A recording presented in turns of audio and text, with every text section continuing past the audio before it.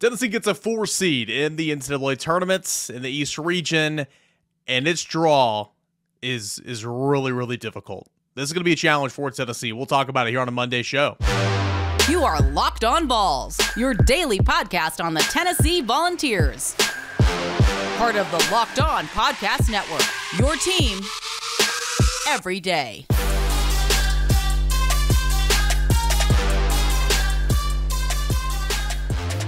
What is up, good people? Welcome into it. Another week here of Locked On Vols. I am Eric Kane, your host here at Locked On Vols. Appreciate you guys for hanging out with me today and following us at Locked On Vols on Twitter and at _Kaner. Thanks for making it your first listen each and every day, and for subscribing and watching on YouTube. Got a fun show today. Tennessee, a 4 seed in the NCAA tournament.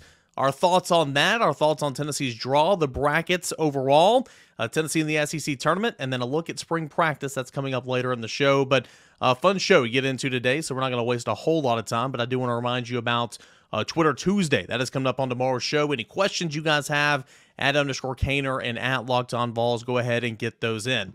All right, so Tennessee is a 4 seed in the NCAA tournament. It's the East region. We'll be paired up with 13th seeded Louisiana, and that game is going to be happening sometime on Thursday.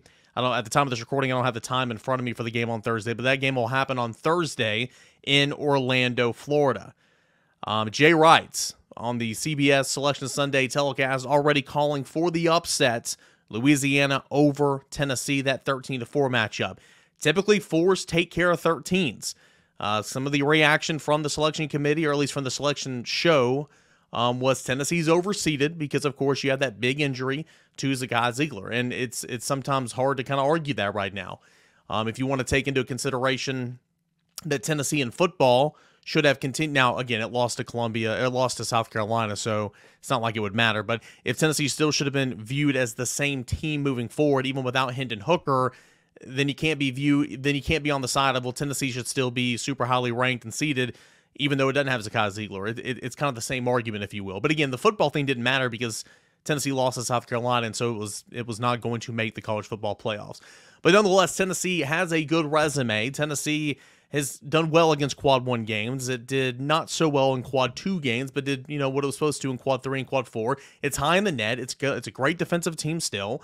And so Tennessee got the benefit of the doubt and still, one of those higher seeded teams. In fact, the second highest seeded team from the Southeastern Conference. And they got that 4 seed to the East region. But that East region's not doing Tennessee any favors. Again, you've got the first seed, you got the first round matchup on Thursday, 4 against 13, Tennessee, Louisiana. If Tennessee wins that one, which it should, it's going to move on and likely play Duke, who is the 5th seed and who just won the ACC tournament. Duke overall, I wouldn't call them a super scary team this year in first year under John Shire as head coach. However, Duke is arguably playing better than anybody in the country right now the last 2 weeks. And again, just won the ACC tournament championship. That is going to be an extremely tough matchup in round 2, the round of 32, if Tennessee advances on, which, again, it should, to take on the Blue Devils down there in Orlando, Florida. If Tennessee is able to advance on to the Sweet 16, well, then you likely have number 1 seed Purdue, who you're going to be going up against. It's a tough draw. Marquette's the 2 seed in the East. You've got Memphis in there as an 8 seed. You've got, again, Duke as a 5 seed. You've got Kentucky as a 6 seed. You've got Kansas State as a 3 seed. I mean, this is a tough little region here. It really is. And I understand there's always complaints about how Tennessee doesn't go deep into the tournaments, and deservedly so and rightfully so. I hear you.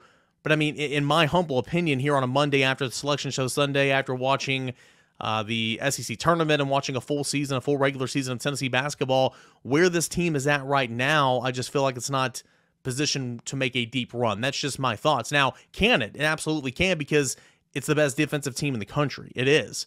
However, you lost your impact player, great perimeter defender, and of course a guy who can actually create his own shot in Josiah Ziegler. You still have some guys who can score, don't get me wrong. Santiago Vescovi is one of the best scorers in the SEC. Of course, first-team All-SEC guy. You got Josiah Jordan-James, who, when he's on, he's dangerous. Look at not the quarterfinal, but the second-round game and their third round, whatever.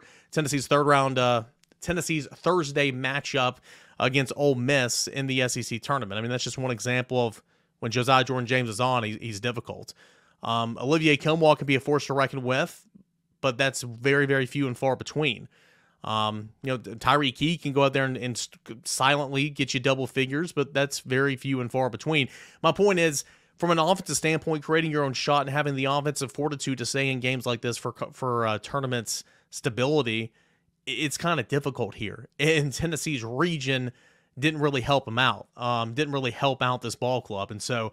Who knows, though? I mean, again, this is the NCAA tournament. They call it March Madness for a reason. And so I'm intrigued to see how Tennessee stacks up against Louisiana on Thursday, likely going on and playing Duke in the second round. That'll be on Saturday, and then going and playing Purdue potentially in the Sweet 16. I mean, that should be exciting. Don't get me wrong, but this is a very, very tough region in my opinion. Now, we talk about how the SEC's down this year. The SEC's down this year. I mean, it was there's a lot of teams who are good teams, and this is very evident by the SEC and the Big Ten tying for the most teams from a power conference in the field of play. 8 teams from the Southeastern Conference and the Big Ten are going on and made the field of play in the NCAA tournament.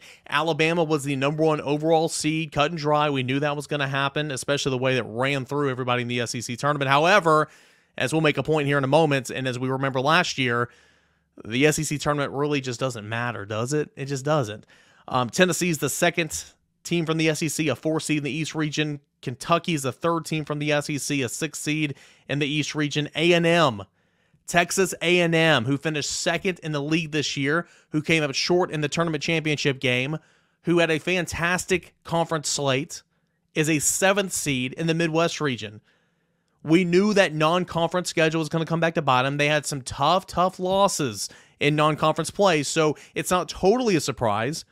But A&M should have been maybe a 6, maybe even a 5 potentially. But A&M is a 7th seed in the Midwest region. Missouri gets in there as a 7th seed in the South region. Arkansas, a team very talented and a team that can make some noise in March, in my opinion, now healthy, is a team that's 8th seeded in the West region. Auburn gets in the Midwest region as a 9 seed. Mississippi State's got that 11th seed in the Midwest, and there's no Vanderbilt here. Should Vanderbilt have made the field of play? That's for you to decide. For me, they were 11-10 at one point, or 10-11, or 10-12, whatever the case was. They were very, very bad midway through their season. Very bad. Now, they rebounded. I think Jerry Stackhouse did a really good job. Of course, he was co-coach of the year, all right? And they made it. They had a big win in the conference tournament. They had a big win over Kentucky. But, hey, again, perfect example, the tournaments don't matter. They definitely don't matter, especially if you start your if you have those double buys on into Friday. It doesn't matter whatsoever. Vanderbilt's win against Kentucky on Friday night doesn't matter. They don't care. Just another example here. So overall, yeah, what do you think? The 1 seeds, I'm not going in order they were announced, but Purdue's the 1 seed in the East. Kansas, a 1 seed in the West. Tennessee beat them. Houston, a 1 seed in the Midwest. And Alabama, the top overall seed, is the 1 seed in the South. You look at the 2 seeds, Arizona, who Tennessee played and came up short against, the 2 seed in the South. In the Midwest, the 2 seed is Texas, who Tennessee beats. In the East, the 2 seed is Marquette. UCLA, the 2 seed in the West. Kind of overall thoughts on this brackets. Again, at the time of this recording, it's pretty fresh and new on the mind, so we'll learn more about the bracket the more we kind of dive into it, examine it, and kind of go over those matchups as the week goes on. But I just, at first glance, I think this is tough for Tennessee. I really, really do. Going up against Louisiana, who Tennessee should be, but probably playing Duke in the second round. If it gets by Duke, probably playing Purdue in the Sweet 16. Going to be tough sledding. But hey, they call it madness for a reason, right? Brackets are bursted. You fill out 10 brackets, none of them will be perfect. It's always frustrating, but hey, that's why we love it, right? That's why we watch, and that's why we consume this time of the year. Gotta love it. And then of course, you got spring football that starts next week as well. So looking forward to that. Tennessee, a 4 seed in the East region, will take on 13th seeded Louisiana in Orlando on Thursday. If Tennessee wins, likely will play Duke on Saturday. Again, that game still taking place in Orlando. What do you think? 4 seed. Good spot, good draw for Tennessee. Let me know your thoughts. Throw them in there for a little mailbag edition Twitter Tuesday. That's coming up on tomorrow's show. Go ahead and hit me up at _Caner, and as always, at Locked On Vols. Real quick before we shift gears, going into Selection Sunday, Tennessee was number 4 in the net rankings, 7-7 record in Quad 1 games, 3-3 record in Quad 2 games, 6-0 in Quad 3 games, 7-0 in Quad 4 games. Tennessee had 18 wins in its first 20 games. climbing as high as number 2 in the overall rankings. Really an exclamation point there with Texas and the Big 12 SEC Challenge as well. But entering the NCAA tournament with a 5-7 record in the last 13 games, including, however, a 79-71 loss to Missouri Friday in the quarterfinal round of the SEC tournament. Tennessee has been a number 3 seed twice before, and of course Tennessee has been a number 4 seed 3 times. 1981. Let's see. Back when the tournament had 48 teams, number 5 seed VCU, it beat number 5 seed VCU 58-56 in overtime, and then lost to number 1 seed Virginia 62-48 in the second round. In 1999, Tennessee was a 4 seed as well, beat number 13 somebody. I'm reading an article over here. Somebody forgot to put the team there, and so it's been a 4 seed 3 times previously. So this will be the 4th. It's been a 4th seed 3 times previously. So this will be the 5th time that Tennessee has been a 4 seed overall. Tennessee has been in the NCAA tournament 24 times in program history, a 23-25 record. Rick Barnes is 25-26 in 26 previous trips to the NCAA tournament. March Madness is here. Can't freaking wait for that, and I know you can't either. We'll look back at Tennessee in the SEC tournament when we come back right here on Locked On Vols. But hey, built March Madness bracket, it's here. We know you have a favorite bar or pub, and now it's your time to make it count. Go to builtmarchmadness.com to vote for your favorites. You know I'll be voting for that cookies and cream bar. And if you want the Vols to win its game coming up on Thursday, you're going to be voting for that bar as well. Support your team, support your bar or puff. And when you vote for your favorite bar or puff, you will be entered into a drawing where 50 lucky Locked On listeners will get a free box of Built. Not only that, but one Locked On fan will win a 12-month subscription to Built to have Built's best bars or puffs delivered monthly straight to your door. Man, that'd be pretty sweet right there. You've got to try Built. It's the best protein bar ever. Seriously, amazing taste. Not sacrificing taste for healthy either. What makes Built bars or puffs so good? Well, for starters, 100% real chocolate. That's right, it is real chocolate. 17 grams of protein, only 130 calories. So I want you to run to BuiltMarchMadness.com right now to vote for your favorite bar or puff and pick up a box while you're there. You can vote every day in March, so hop in and support your pick. All right, guys, welcome back into your Monday show. This is Locked On Vols, and I want to encourage you to grab your bracket and go listen to the Locked On College Basketball Bracket Breakdown with national analysis and insights from our local experts. Locked On College Basketball Bracket Breakdown has everything you need to make the most informed decisions on your bracket. Find the episode on Locked On College Basketball wherever you find your podcast, and as always, of course, it is on YouTube as well. I'm Eric Kane, host of Locked On Vols. Talking Tennessee in the NCAA tournament. Of course, that was the primary discussion in segment number 1. We're going to look at Tennessee in the SEC tournament and the SEC tournament overall from this past weekend here in segment 2, and then a little spring football coming up in segment number 3. You know, thought basketball was kind of the main story here on a Monday, and that's kind of what you guys want to hear about first. So we'll put football, still have it, but football is going to be in the third segment here. All right, and a reminder, Twitter Tuesday, get in those mailbag questions for tomorrow's show. Anywhere you find your you can find me. That's on Twitter. That's on YouTube, at Locked On Vols and at _Kaner. All right, so Tennessee in the SEC tournament. Of course, it took down Ole Miss on Thursday, and we discussed that here on Locked On Vols. It was a really good showing. Josiah Jordan-James showed up. He had that three-pointer working. Santiago Vescovi didn't shoot the ball awfully well, but Tennessee was able to out-rebound and just out-bully, essentially, an Ole Miss team. And was the 5th seed in the SEC tournament, which was uncharacteristic of a Rick Barnes coach basketball team here at the University of Tennessee, but it did handle business on Thursday. And for the most part, it looked like it was handling business on Friday in the early going. Tennessee's smothering defense was about all Missouri could handle. Tennessee was breaking away, getting fast break points, really doing well here in the early going against Missouri, but of course ended up falling 79-71. It was the 4th-seeded Missouri Tigers taking down the 5th-seeded Tennessee Volunteers in the quarterfinals. This was the second game on Friday, and Jemiah Mashack, I thought, stepped up and played super well for Tennessee. He had 9 points at halftime. He and Santiago Vescovi were really kind of leading the ball club there in terms of scoring for Tennessee in the first half, and You saw that first half score, favor, I think it was, shoot, I don't have it right here on the box score. I think that halftime score was what, tied, or it was just a 1 or 2 point game? Oh, there it is. Tennessee was actually ahead by 3. That's right. Tennessee was ahead by 3 and then was outscored in the second half 49-38. Josiah Mashack was charged with being the primary ball handler all the time because you had Josiah Jordan-James, who was in early foul trouble. That technical did not help him early on, big time. He had to go to the bench, and I believe he only played 9 minutes in the first half, or maybe 7 minutes in the first half. It wasn't an awful lot of time. But in this game overall, I mean, Tennessee shot okay from the field. It wasn't fantastic. It was 46% in the first half, 42% in the second half, 44% overall. Made 12 three-pointers, made 10 three-pointers, 10 of 26.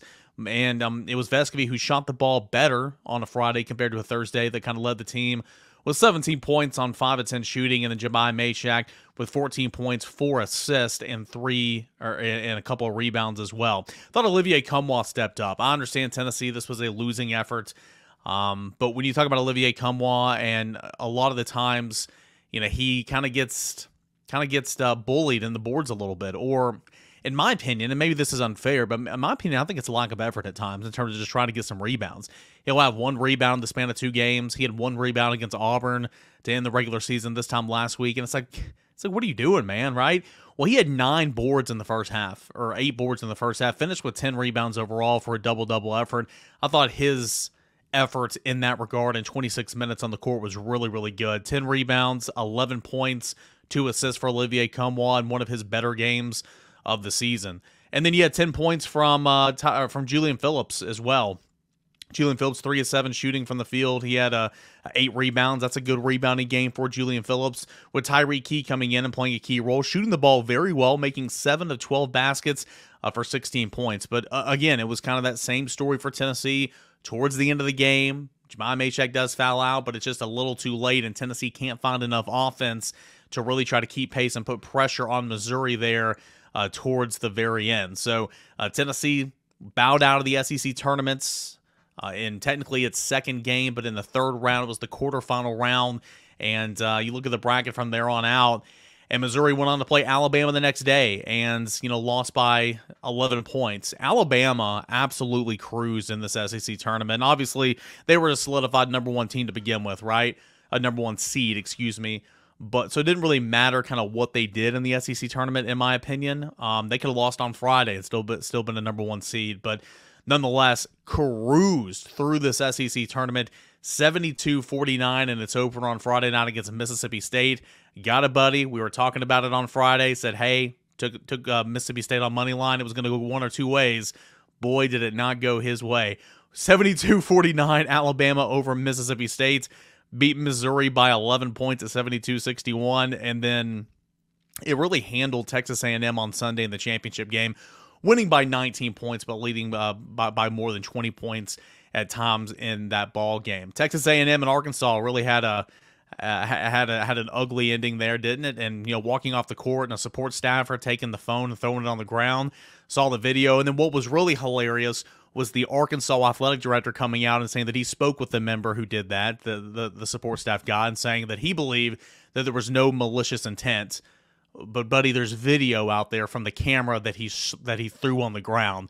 Just baffles me how people in prominent roles, presidents, CEOs of companies, bosses, maybe your boss, maybe mine, I'm not talking about my boss, but maybe your boss, just people who get in these prominent roles that make money and have leadership decisions and have a lot of sway in their words, yet come out and say things that are just so stupid. And so I just thought it was hilarious. If you don't know what I'm talking about, just go on Google, type Arkansas basketball coach throws phone or something, and it's just hilarious. But again, the bigger issue here is the Arkansas AD coming out there and saying there was no malicious intent, just making himself look like a complete idiot. Vanderbilt took down Kentucky on Friday night. That was fun, 80-73, 82-73. Jerry Stackhouse is, obviously the co-SEC Coach of the Year, according to the coaches who vote on that, along with Buzz Peterson of A&M, and made a trip into Saturday's play as a 6th seed. Now they fell by 12 to Texas A&M in the semis, but how about that? Vanderbilt a pretty decent showing there. But overall, it was Tennessee taking care of Ole Miss on Thursday, 70-55, in a game that was really never that close. And then it was falling to Missouri, running out of juice left, just still trying to figure out how to play without Zakai Ziegler. I think it was good that Tennessee got a chance to play on Thursday because, I mean, sure, Tennessee could have won on Friday maybe, but it was always going to be Tennessee-Missouri regardless, right? But they did get an extra game to try to figure some things out, and now, hey, it's on to the NCAA Tournament, so that's what we have to look forward to there. But Tennessee, after winning its first Southeastern Conference Tournament championship in 43 years a season ago, bows out on Friday night to Missouri 79-71, and now it is officially March Madness time. It is tournament time, and we look forward to checking that out and talking about it all right here on Locked On Vols. Hey, when we return, we're going to take a look at spring football practice. That is going to begin next week. We're continuing to break down each position group. We'll discuss the quarterbacks. That is when Locked On Vols returns. But hey, we are midway point, a little over midway point of the NBA season. Of course, obviously, we're now in here into the NCAA tournament time. It's the perfect time to download the FanDuel Sportsbook app. It's America's #1 sportsbook because new customers get no sweat first bet up to $1,000. That's bonus bets back if your first bet doesn't win. Then you can bet on everything from the money line to the point scores or even three-pointers drain, right? You can go with the spread, the money line, the total, the over, the under. You can go individual player props such as points, rebounds, assists. You can also get more exclusive bets like 2 of 3, 2 3-pointers scored in the first 3 minutes, or maybe 3 rebounds in the first 6 minutes. Whatever that case may be, you can find those different combinations for prop bets, spread, totals, money line, all that and more. That is at FanDuel Sportsbook. Plus, FanDuel even lets you combine your bets for a chance at a bigger payout with same-game parlay. So don't miss your chance to get your no-sweat first bet up to $1,000 in bonus bets. That's when you go to FanDuel.com/lockedon. That is FanDuel.com/lockedon to learn more. Make every moment more with FanDuel, an official sports betting partner of the NBA. All right, guys, a final segment left here this Monday edition of Locked On Vols. Every single day, 30 minutes, maybe a minute or two more. I'm not going to lie, I'm typically over that 30-minute mark, and I shouldn't be, but it's right here on the YouTube channel. Please subscribe, like this video. Let's build this channel. We've been kind of stuck at 6.3 thousand for a little while, so like 6,000, 300 some odd subs or whatever. Let's continue to grow. Let's get up to 7K by at least here in the next 2 months or so. So appreciate your help there. And we got Twitter Tuesday coming up tomorrow. Any questions you have on Tennessee basketball and its NCAA tournament draw from the SEC tournament, Tennessee football, spring practice around the corner, recruiting, Tennessee baseball's happening right now. SEC plays beginning this coming up weekend for Tennessee baseball. So a lot to get into. If you have any questions, at _Caner and at Locked On Vols. All right, so we want to hit every single position group before spring practice begins. Spring practice begins next week. So we've been making our way through the offense. We've talked receivers, offensive line. We've talked running backs and tight ends. Let's go ahead and finish off the offensive side of the football with the quarterbacks before we make our way to the defensive side of the football. And obviously this year you have no Hendon Hooker. So when we're talking about Tennessee's offense and Josh Heupel's offense and then Biletnikoff Award winners and top 10 offenses and #1 scoring offenses and all that, that is all great, but you don't have Hendon Hooker now. Hendon Hooker's been that guy that's been making it all happen at the quarterback position. And I think a lot of this can be attributed to a good system for Josh Heupel, who schemes things up and makes it work. But also, you've got to be smart to be quarterback of this offense. You've got to be able to process information at an extremely fast clip. That's something Joey Halsley said in his first media appearance back when Josh Heupel and his staff were hired in the winter of 2021. It's, are we looking for the guy with the strongest arm? Are we looking for a guy that's super mobile? Are we looking for a guy that's can make all the throws? Well, all the above, sure, but more than anything, you're looking for a guy that can process information at a fast clip because you are operating an offense in an up-tempo scheme. So that's the most important thing, and that's why I think Joe Milton is going to be one of the better quarterbacks in the Southeastern Conference this year. Is Joe Milton Hendon Hooker? No, he's not. Joe Milton's Joe Milton. He's his own guy. Bazooka Joe, Overthrow Joe, whatever we want to call him, right? I do feel like he has improved. I've said this time in and time out back when we were going over those pre-spring position rankings, and Joe Milton was ranked by, I believe it was On 3, like number 4 in the conference, and I said that's probably about right because I don't want to go too high, but also he's shown a lot more than some other guys on this list. but also he's shown the ability to improve. It's been limited time, mop-up duties in 2022, but also the Orange Bowl, also the Vanderbilt game. He showed the ability to take coaching and improve running this offense, and that's something that I really like and something that I saw from Joe Milton in the 2022 season, because in 2021, he came to Tennessee, and he had those fall camp practices, and then it was go time. He was handed the keys, and he was ready to go, and it didn't look all that great. Keep in mind, he has been on this football team going through practices every day for the 21 season, for the 22 season, and now we're coming up on the 23 season, and let's see what he's got. He's about to be a 3-year quarterback in the system, and I think that's really, really going to help him. But no doubt about it. I mean, in 2 seasons with Josh Heupel, Hendon Hooker completed 69% of his passes for 6,080 yards, 58 touchdowns, 5 interceptions on 632 attempts. That is Heisman-worthy numbers. Excuse me, no doubt about it. That is going to be tough to replace. So, Joe Milton has got his work cut out for him. I think Joe Milton will be a guy that can excel. I think that he's going to use a smart to operate this offense. I think that he can make all the throws, but I do think, as always, a solid run game is going to have to kind of help him. Who else is in this room outside of Joe Milton? Well, the name that you're probably just want me to say, and probably I should have let off with, right? It's Nico Iamaleava. Nico, 6'6", 205 pounds, and boy, he's got a lot of work to do to put on some weight, in my opinion. A 5-star quarterback, the number 1 player in the country, according to the On3 rankings. And I think that he is going to be a really good quarterback in this system. I think this is going to be a big spring for Nico Iamaleava to learn, to soak up, to get live reps. Like, I know Dennis Dodd did his top 25 things, 25 list of things for quarterback offseason content, yada, yada. We all have that offseason content, right? And one of his bullet points was like, yeah, Nico Iamaleava, already hearing whispers of the $8 million man. He's not worth the money, yada, yada, yada. I mean, again, it is what it is, but like Nico is not taking a true rep whatsoever. So I don't know how anybody, I'm not just singling out Dennis Dodd, but just anybody can make an accusation like that right now on any freshman, because they haven't taken a true rep. Sure, some of these guys were here for bowl practices, but that does not mean they were taking a true rep in the offense or the defense. They were doing scout teams, or they were just, doing routes on air or whatever. I'm talking true rep, 11 on 11, best on best with offense 1, 2, or 3. That hasn't happened yet. So it will happen in spring. Quarterbacks are going to have those red jerseys on. You don't need to hit them, of course, but that's going to happen in the spring here for Nico and for everybody else. So I'm intrigued to see what the reports are, what the talk is, kind of what the vibe is revolving around Nico Iamaleava this spring. I do not think it's in Tennessee's best interest or Nico's best interest to be the starting quarterback week 1. I don't believe that should be the case. Now, if Joe's not getting the job done and there needs to be somebody else in there, then absolutely. But I think Joe's going to be all right. I think Joe's going to be the commander-in-chief of this offense. I think he's going to be able to roll. And unless there's an injury, I don't think Nico should play, to be completely honest. Who else is in this quarterback's room? You got Joe Milton.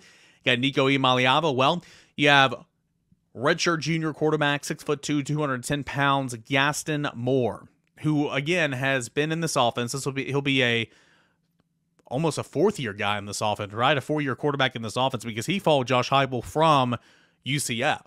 And I think that he's going to be the 3rd quarterback on this roster, because I think it's going to be very difficult to try to get a transfer to come in. Taven Jackson left the program. We knew about that, and so entered the transfer portal. I think it's going to be really difficult to try to get a quarterback via the transfer portal to come in here and know you're going to be behind Joe Milton and Nico Iamaleava from the get-go, right?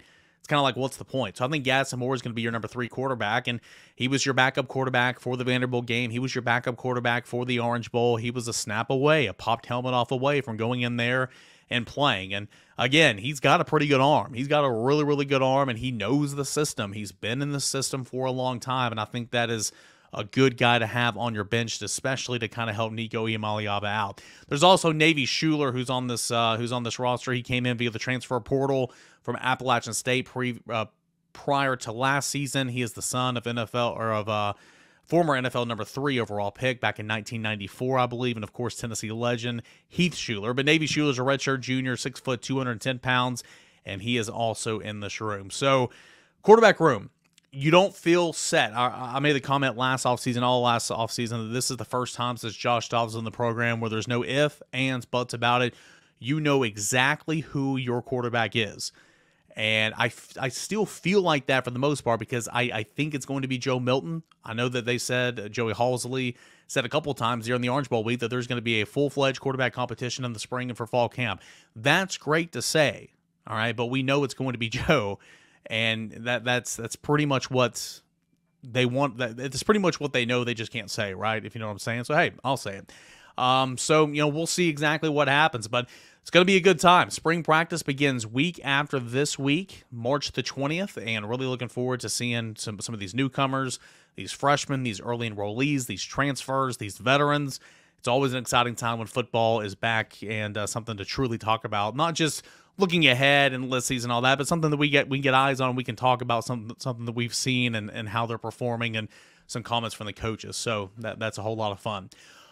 All right, we will take a look at the defense the rest of the week. We'll start off with probably that defensive line tomorrow, so looking forward to that. But if you have any questions on anything Tennessee football related, Tennessee football recruiting, Tennessee baseball, Tennessee basketball, its draw in the NCAA Tournament, whatever you guys have, hit us up on Mailbag Show Twitter Tuesday. That is tomorrow, @_Caner on Twitter, @LockedOnVols. Fill up these comment sections. On the YouTube channel on this video, just hashtag it Twitter Tuesday. Let me know any of your questions that you may have. Can't thank you enough for listening and making this your first listen and watching every single day, and really do appreciate it. Make Locked On College Basketball your second listen. It's the best time of the year, guys. It's a fun time of the year. We know all about it. It is March Madness. NCAA Tournament starts this week. We know where Tennessee's going. We know who Tennessee's playing. Listen to Locked On College Basketball to get some Vols news and, of course, all news around college basketball. Make that your second listen right behind Locked On Vols. All right, guys, same time, same place. We'll try again tomorrow. This is Locked On Vols.